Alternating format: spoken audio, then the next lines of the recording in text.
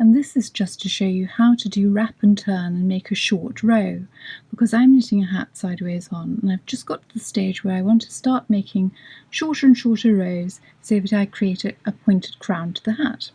So what I do, you're following your instructions of course, but then I've done a whole row except for the last stitch. So you think, oh, I could knit this, but no, instead I'm just going to slip it, wrap the wool around as if it were a pearl, and then slip it back again.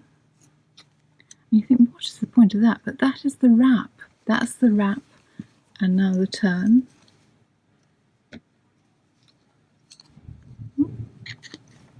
And I pretend that that's done already, and I knit to the end.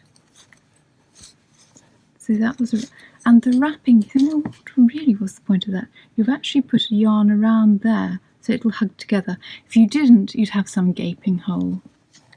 And so then you can carry on.